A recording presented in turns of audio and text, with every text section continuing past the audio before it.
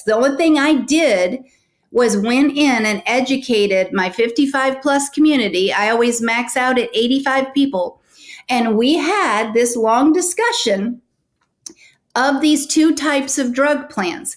I went in telling them, look, I'm not trying to be your agent, right? I may be some of y'all's agent, and I was. Some of my clients were there.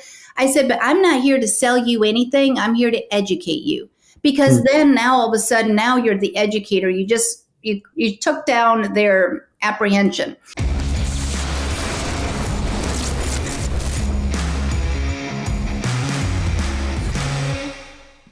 Ladies and gentlemen, welcome back to the Medicare Sales Playbook. I'm your host, Dallas Keithley, and we are excited to have you back. We are very excited. This week, we have somebody very special on that understands a world that I don't completely understand.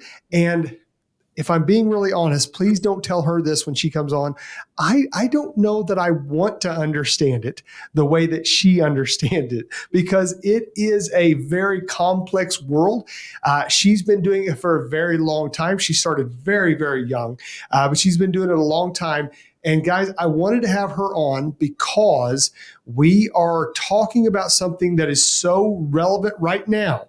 I believe it is more relevant than it has ever been in the history of Medicare. And that is prescription drug plans and how it relates to your customer and how it has changed and how it continues to change. So please, I want to jump right in. Please welcome to the show with me, Miss Norma Johnson. Miss Norma Johnson, how are you doing today? Thank you for being on. I'm doing fantastic. Thanks for having me, Dallas. Absolutely. We were going over all the things that we should call her. She said, listen, just look me up, Norma Johnson. She has strategies for RX savings. She has your Medicare pharmacist. She's got Johnson Health Advisors. Listen, here's what you need to know. If you need to know something about PDPs, something about prescription drug plans and everything that's involved with them, Norma Johnson is your go-to. But first, before we get into that, Miss Norma, you said something the other day.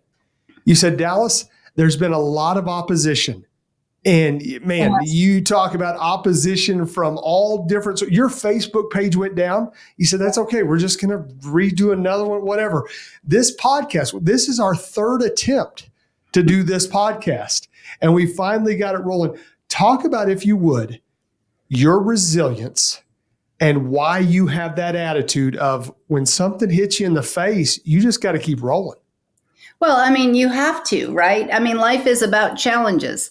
So, I mean, and I don't share a lot about my personal life. I try to keep it kind of private, but as successful as I have been, it's all about perseverance, right? And getting knocked down, getting back up. I've only shared this with one other group, and I will share it. Because I think it's important for people to understand it doesn't matter where you're starting from, just start, right? I have a bachelor's of science degree. I have a doctorate degree. And the most shocking thing that people don't know, and everybody's going to talk about, is I'm actually a high school dropout. Wow, I did not know that. Yeah, and most people don't. And it's like, I have the records to prove it. I actually did drop out. I was married young. I had a child young, not by accident, it's just the way it was. And I just decided one day, my daughter was 2 years old, and it's like, you know what? I'm not happy. I have to do something more. It was like I was compelled to get up and do something. And so I started studying my GED. Then I went to community college, found out quickly how behind I was, and had to make up all those years of high school that I missed. Because even when I was there, I wasn't there. I wasn't good. So I had to make it up. And it took me, I was poor. So I had to really focus on I was determined to get that first 4-year degree. It took me 9 years to get that 4-year degree, but I finally got it and started a business after that was very successful, sold it, moved to Ohio, and ended up getting talked into applying for pharmacy school, though they didn't know I was a high school dropout, right? My GPA wasn't that great. And it's like, they're never going to let me in. But to get them off my backs, I applied. I applied for the Ohio State College of Pharmacy, thinking they're never going to take me. Look at the school. Well, I'll be damned, they took me. And it's Yeah. like, okay, they said, you know what, we can tell you're a fighter and that you don't give up, and we believe you can complete this program. And I completed the program, and then I went into pharmacy. So I technically started in pharmacy in 2002. I was an intern, and I graduated from pharmacy in June of 2007. Wow. So I spent 22 years, God bless me, with CVS Pharmacy, before I finally said, you know what? I'm not happy because I'm not given the time to do what I love doing. And that was to help my patients save money on their medications.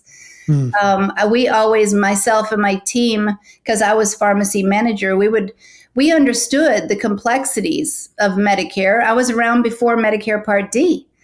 And went through all the transition and all the confusion. And back before the gap was the gap, right? When the person fell into the gap, they paid 100% of the negotiated price. There wasn't a discounted anything back then.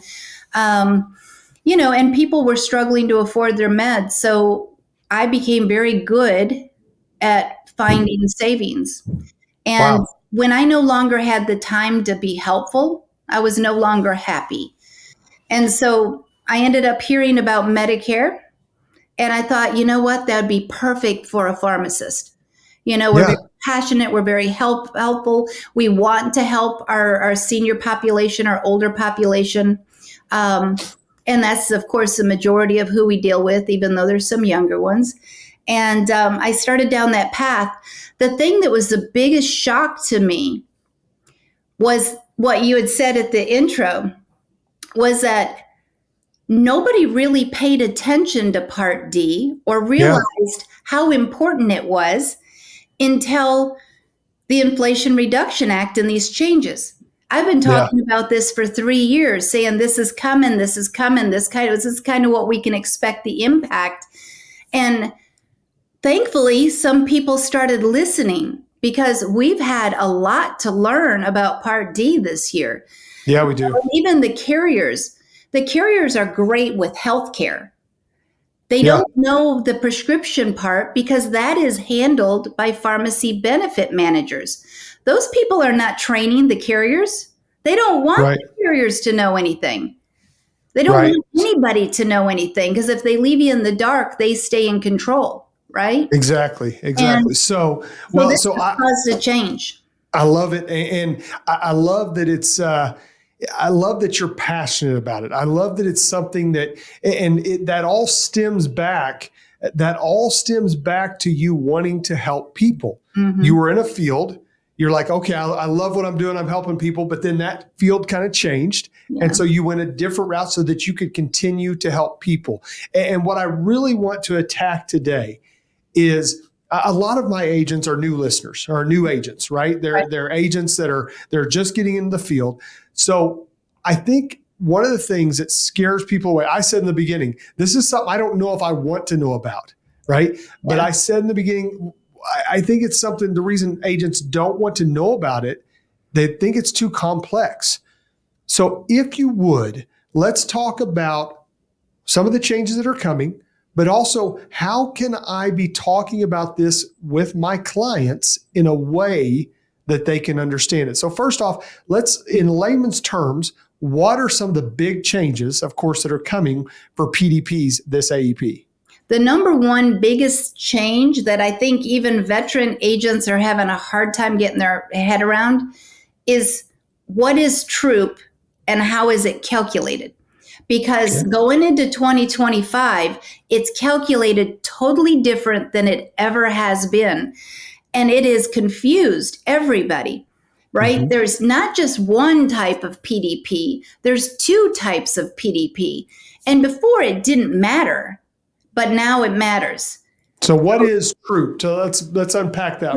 What does TROOP stand So for? troop is it's two different conversations. So you always think of the progression through the stages, right?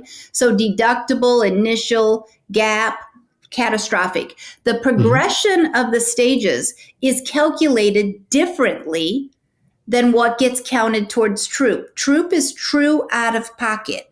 And it's referring to what is being paid by our clients or on behalf of our clients by like a third party, maybe a grant, that type of thing. Mhm. This year in 2024, what the plan contributes does not count. It does not, it has never counted before. Going into 2025, that is changing.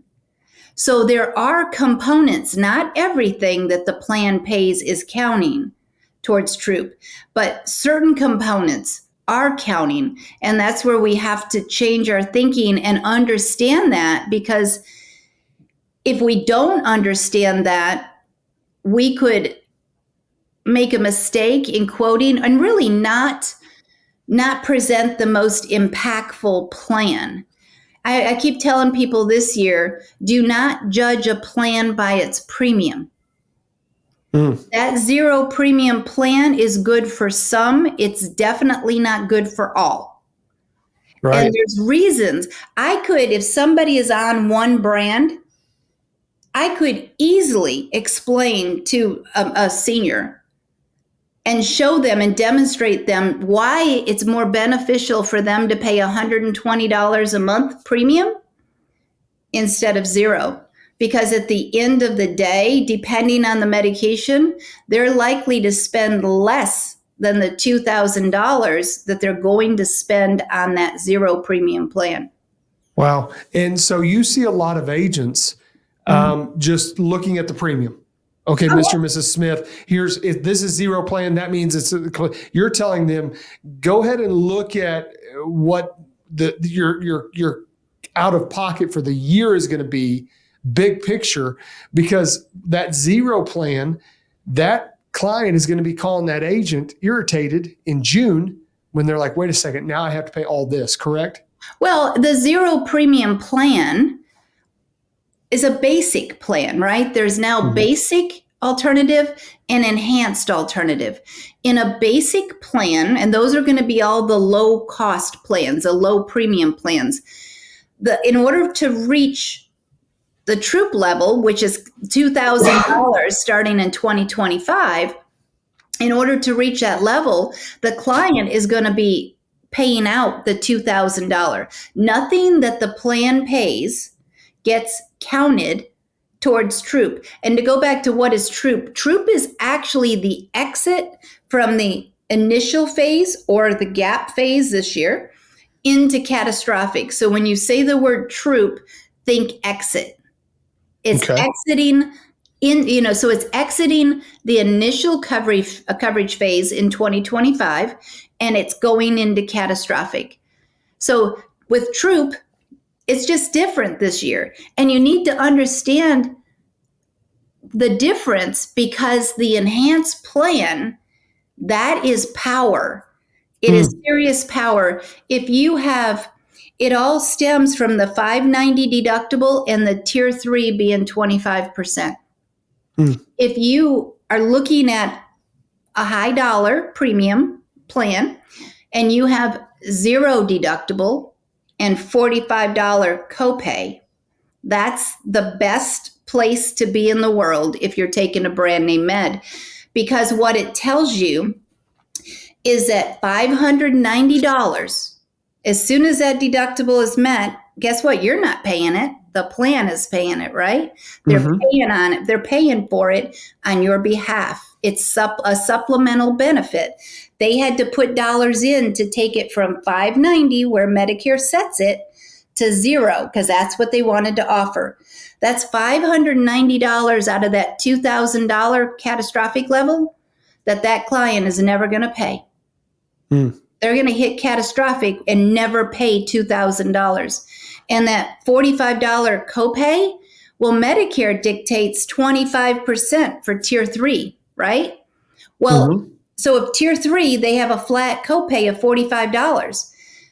If it's $1,000 med, that's $250 a month that's being counted towards troop, and the client's only paying $45.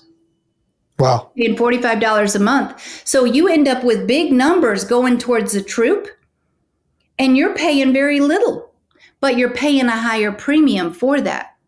It's just scare that higher premium scares people, but it's understanding how to get them to see the big picture rather than just you're paying more up front.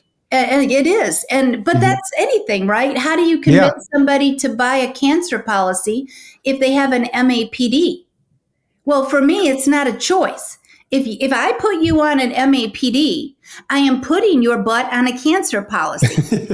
That's just the way it is, because there's a hole, right? It's how you explain things.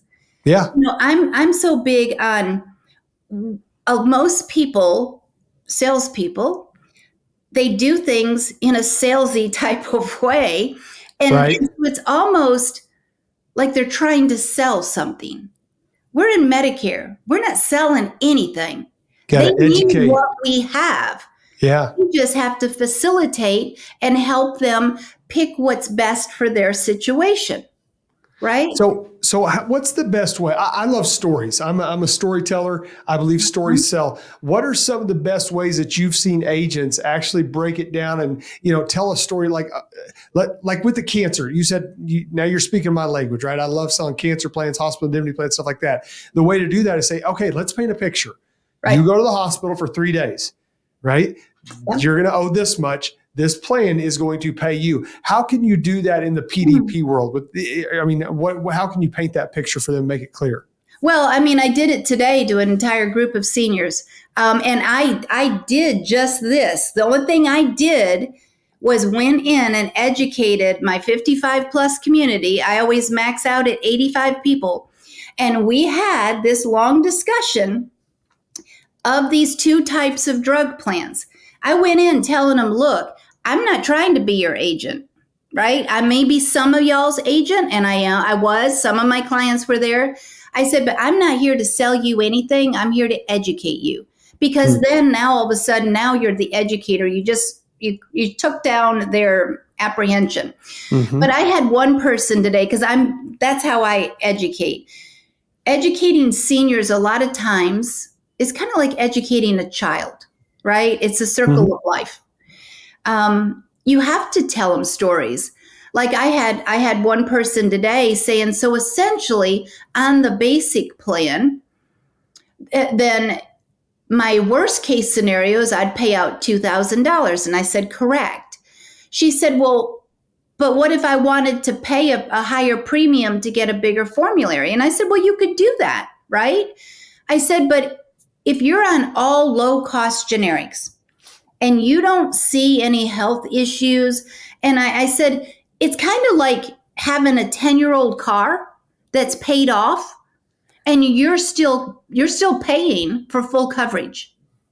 And of course, some of them giggled, and it's like, okay, yeah, I still am. It's like, why are you doing that? They're not going to give you squat for your car if you wreck it. Right. So why are you still being overinsured, right? For when you know you're not going to get the value out of it. I said, it's all about looking in your cloudy crystal ball. You know your health. You know if you have health challenges. Now, granted, something could happen, right? A meteor could drop out of the clouds and it could hit me, and now all of a sudden I'm hurt, and now I'm on expensive meds.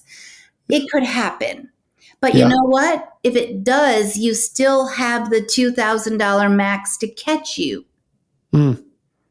And of course, like I tell them, it's like, I'm the queen of drug savings, right? If you start on a brand name med, and I told you to stay on that 0 premium, low dollar one, right? Then I want you to call me, because if there's a way to find savings on that med, I will find it, right? I said, I can't guarantee it, but I probably can. What are some of the ways that you're finding savings for your clients on Oh my meds? God. They're all in my database. And I have the Yeah. one and only drug savings database in the country that is that comprehensive. I have patient assistance. There are grants, and there is no better money than grants.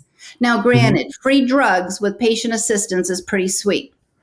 Yeah. But if you have an expensive cancer med and you are given a grant because you knew about it, you qualified, you got it, you could easily go into January, fill that medication, hit catastrophic, even this year, and Mhm. never pay a dime for your medications, not even a penny. I have a client that does just that. He gets a grant for his expensive med. He fills it in January. That grant money gets counted towards TRUE. Wow. He shoots him right into the catastrophic, and that's this year where catastrophic's 8,000. Even where it's not coming out of his pocket. Not coming out of his Great. pocket. Now the whole year is free as long as it's on formulary. So there's those two things. There is manufacturing cash discount programs. There's online pharmacies. There are cost plus drugs. There are international opportunities.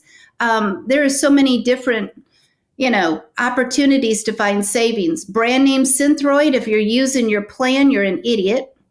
Right? There is a much better way to get that, much cheaper way to get that. But, there's plenty of ways. There is. And let me ask you this. What's your retention rate like? Oh, 100%. These people wouldn't leave me. That's what I was trying to get at. They're Listen, not going to leave me. And it's not because I'm a pharmacist. It's because I'm real, right? I'm talking the same way I talk to my clients. well, and I think you're selling yourself a little bit short. You're real, and I believe that's a huge part of it. You're a pharmacist, and that's a huge part of it. But do you guys see the amount of work she's putting in for her clients? Like if somebody comes to you and says, "Hey, I've got a drug that I promise you," and I'm not trying to put anybody else down, but 9 out of 9.9% of agents are not doing what you're doing. Like if they come and they say, "Look, I've got a drug that I just went to try to purchase this prescription and it says it's $9,000." Right. Other agents are going, "Well, best of luck, man." You're putting in the work to say, "Okay, let's figure out how we can get this taken care of." Yeah. Right? Well, and that's the whole point of Strategies for Rx Savings is a training platform for agents, but it also is a home of my drug savings database. So all my members know the first thing they're going to do is they're going to go into the database. They're going to search. And if they can't find it, they're going to pop into our private Facebook group, or they're going to send me a message or an email or a text. Preferably they don't call me because I'm busy, but they will reach out to me and say, "Hey, Norma, we're looking for X." And it's like, if I'm not going on the hunt, I have somebody that I think is even better than I am. It's one of I don't believe my that. old pharmacy techs, and she is a hound dog. And it's like, "Cynthia, try to find it." Because it's all about, for us, it's all about the hunt, right? We're hunting for a savings. We're trying to find something under a rock. But it's so rewarding when I hear from an agent that said, "Oh my God, my client broke down crying because they got approved for that grant. We would have never known about that without you."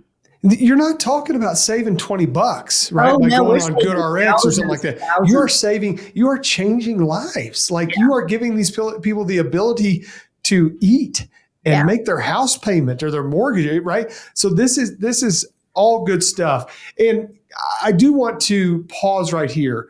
And I want to explain a little bit what I want to get done with today's podcast, because I think people may have hopped on here going, "Okay, I'm going to learn all about Medicare Part D plans, and I'm going to learn everything I need to know in this 20, 30-minute podcast." That is not the case. And we're not here to push you towards Norma's stuff or anything like that. However, I would encourage you strongly, look up Norma, look up the plans that she has, look up the educational programs that she has, and jump into that stuff. And I'm not cutting a check from Norma to push people to her site. But man, I believe when I met Norma I met her at one of Cody Askin's events. She talked to me for 10 minutes and I'm like, no one else is talking about this at the level that she is. No one else is coming up and saying, "Hey, this is what Part D is going to do. This is what it's going to." Everybody else was guessing. Yeah. Norma was saying, here's what's going to happen. Right. Well, I've And been in it for 25 years. So I mean, exactly. it Yeah. definitely, it helps, but I also know the system. I know the pharmaceutical system extremely well. I know the players. I know the powers. And it definitely helps. People want to say, well, it doesn't, and I hear agents talking about this. It's like, it doesn't pay. I'm worth more than that. It doesn't pay. I totally get it. But you know what? Mhm. We're not going to change Medicare until we make Medicare change. We're not going to change these carriers' frame of mind until we make them change. If we Right. can, on our own accord, say, you know what, Part D is extremely important. It always has been. It's Mhm. always been where seniors spend the bulk of their money. It's not on their health care. It's normally on their drugs. It always has been. But now we're seeing the importance. We're being forced to look at it. And, you know, it's always been that important, right? Mhm. And Yeah. if you can embrace that fact, we can actually prove our worth just by going above and beyond what Medicare currently says we have to. Exactly. And, I think people should help people because it's the right thing to do. Oh, look Right. at the other opportunities you get, right? Exactly. I That's mean, you where know I was how going many med next. sups I'm changing? Because I'm not trying to change people from a med sup into an advantage plan this year. And why am I not? It's because Medicare Part C is going to go through a transition because of the weight of these drugs caused by the Mhm. Inflation Reduction Act. That originally, before this demonstration act to bail out these standalone prescription drug plans, I was predicting it's like, oh, geez, we could witness the collapse of Part D. Now Mhm. it got kind of saved by Medicare, right? When they got that demonstration, now they're getting a subsidy on the front end and the back end. So I don't feel sorry for them now. Mm. Who I Yeah. feel sorry for is the plans, the health plans, because guess what? They separated the standalone prescription drug plans from the PDs that are inside of MAPD. That heavy Mm. weight is now on our Medicare Part C, so our Medicare Advantage plans. And we have carriers scared to death that they're going to go bankrupt under this weight. Yeah. Well, That's and becoming unstable. If we're not careful, we are going to jeopardize Part C.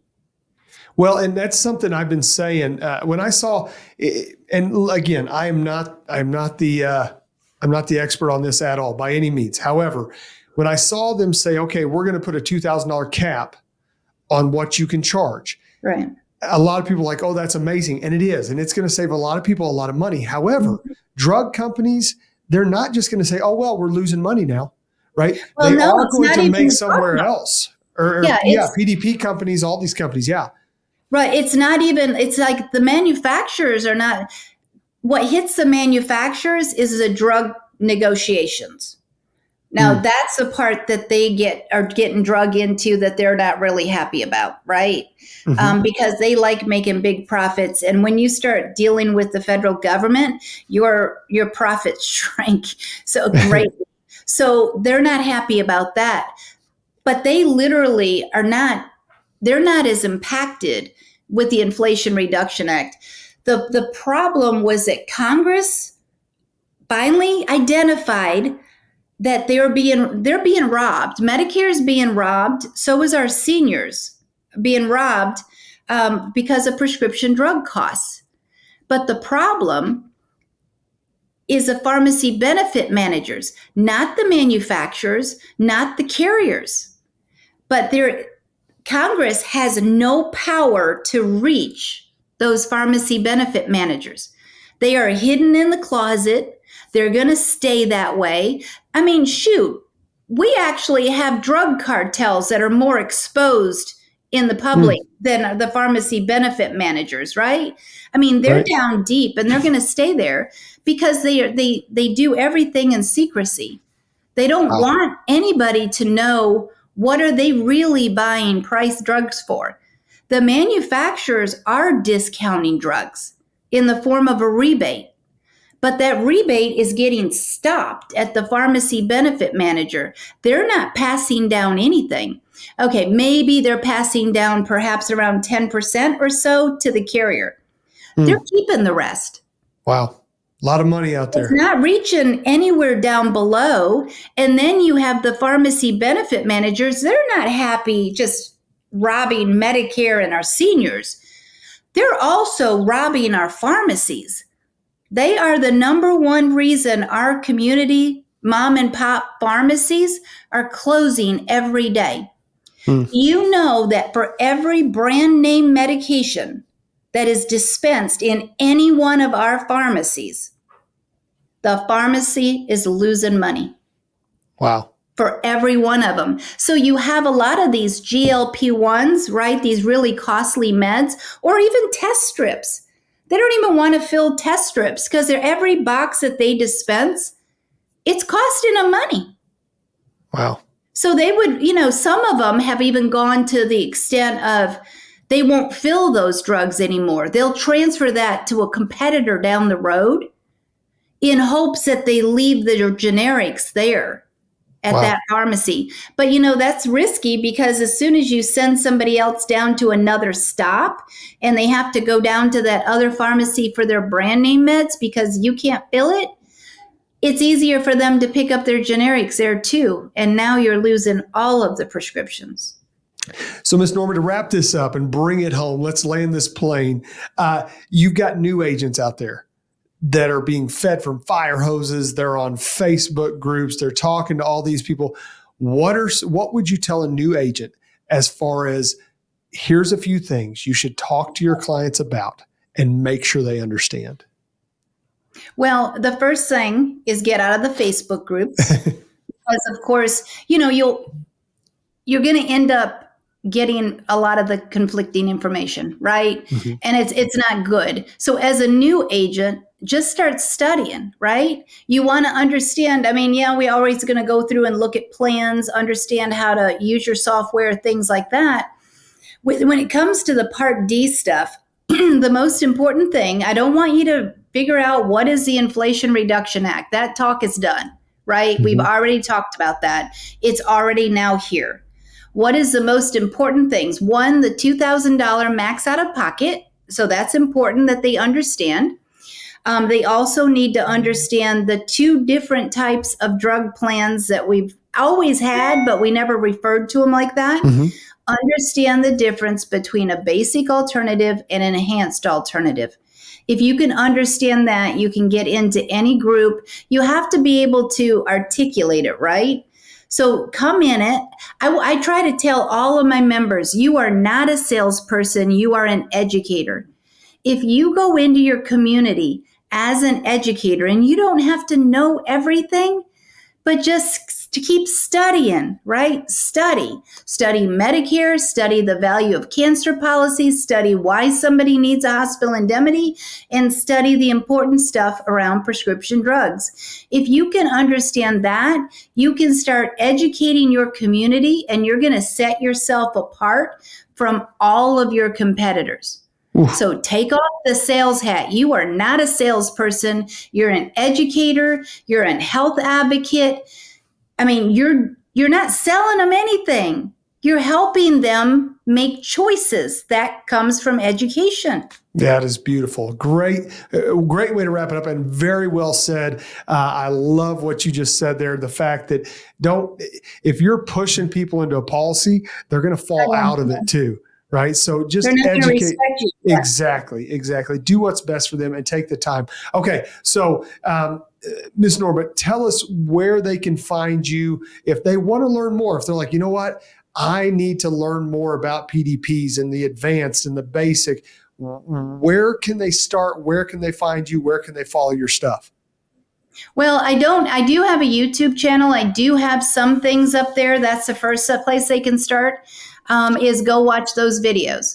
So I have some prescription drug training. I do have to revamp it all, but there's other stuff. I have basic and enhanced up there. I have stuff on the Medicare prescription payment program up there. that agents can watch as well as consumers, right? So that's at youtube.com/strategies, the number 4 RX savings. To see kind of for my platform, you can go to strategies, the number 4 rxsavings.com. So that's the way to see that type of stuff. Otherwise, email me. So it's norma@yourmedicarepharmacist.com. But keep in mind, it's AEP. I am booked to the gill. I expect a 10-minute response time, Miss Norma. Come on, let's go. Yeah. You might get it by the end of the night or maybe sometime during the night, but don't expect it like right away. I love that. Guys, I want to recap real quick. And man, Miss Norma, thank you very much. This has been great. A couple big things. One, be an educator. Don't be a salesperson. Salespeople sell. Nobody likes to be sold. Be an educator. Number 2, know your craft. Get in there, learn. She said a phrase in there. I hope you guys didn't miss it. This is how you set yourself apart. And there's 14,000 people a day turning 65. There's 15,000 agents getting their license every day. So go ahead and do something to set yourself apart. The last thing is adapt. I have been doing this for 23 years. I've seen so many agents come in. They make a bunch of money doing one thing, but then that one thing goes away. It could be because a rule is passed, a law is passed, or something happens. Oh no, I got to start recording my calls now. I'm out. And so they go away. The people that make it in this business don't just come in, become a one-trick pony, and then ride that pony till it dies. They adapt and they move and they learn and they grow and they become successful educators and agents and business people rather than just somebody that rode a wave, right? So Norma, thank you again very much. This has been good. This has been great. It's been well worth all the technical difficulties and the Facebook shutdowns and all that stuff. This has been great. I appreciate you a lot. Thank you. You're very welcome. Thanks for having me, Dallas. And everybody have a great AEP. The opportunities this year is mind-boggling. Huge. Absolutely huge. Opportunities. Absolutely. Yeah. Well, guys, thank you again for watching and listening to the Medicare Sales Playbook. I hope this has been helpful. As always, our main goal is to help you expand your Medicare business one play at a time. Guys, take and follow up on this stuff. Don't just say, oh, that was a good episode, and go on your way. Start learning. Go to all the resources that Miss Norma has provided and learn from that. If there's somebody that you want to see on the other side of that screen, if there's somebody that you think we ought to be talking to, please let me know. We love the comments. We love the feedback. Keep it coming. And we will see you next time on the Medicare Sales Playbook.